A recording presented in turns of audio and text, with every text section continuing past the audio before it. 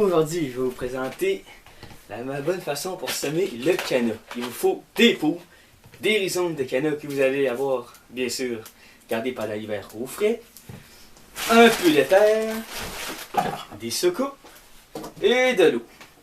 La première chose, vous allez simplement prendre le bulbe, observer, chercher ce qui est en fait un œil dormant, choisir la bonne taille de pot. Je pense que celui-là devrait convenir. Et oh, ça rentre pas tout à fait. Vous pouvez évidemment casser un certain morceau pour faciliter l'ancrage, comme ceci. Vous pouvez même en mettre jusqu'à 2 pour faciliter les choses. Donc vous voyez 2 bulbes de canna. Vous prenez une bonne terre. Vous y allez ensuite, un petit peu de terre.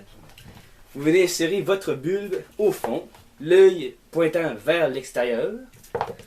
Un second bulbe. Vous allez recouvrir à nouveau de terre sur environ 2 pouces. On est plus supposé voir le bulbe lorsqu'il y a assez de terre. Comme ceci, vous tapez un peu pour être sûr que tout soit bien en place. Vous prenez une secoupe. Évidemment, vous ne voulez pas qu'il y ait de l'eau partout. Hein? Un bon arrosage.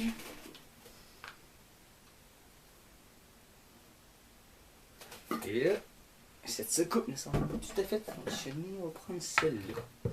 Et voilà, comme ça. Normalement, après environ 2 semaines, vous allez commencer à avoir une levée qui va ressembler à ceci. On voit donc une tige qui commence. Et au bout d'environ 2 mois, vous pouvez avoir un très beau spécimen comme celui-ci. Et c'est simple, le canna, un arrosage environ sur 2 tous les jours. La plante fleurit très difficilement lorsqu'on est dans une zone située au nord, donc vous devez commencer en général au mois de mars vos semis, pour les acclimater au mois de juin et les planter en pleine terre vers le 15-16 dans le Bas-Saint-Laurent. Donc pour le canna, lorsqu'il devient mature, vous pouvez placer une exposition ensoleillée, en masse même, il adore le soleil. Peut-être protégé du vent, parce que souvent tendance à se faire déchirer des feuilles, tu sais, des grandes feuilles comme ça prend dans le vent. Puis pour l'arrosage, allez-y en masse. Même vous pouvez laisser de l'eau dans la soucoupe. C'est une plante qui met des milieux aquatiques. Donc mettez-en. Ça peut juste lui faire du bien. En été, vous pouvez mettre de l'engrais une fois par 2 semaines lorsque vous arrosez. Ça prend beaucoup d'engrais. C'est très gourmand comme plante. Pour stimuler une bonne floraison.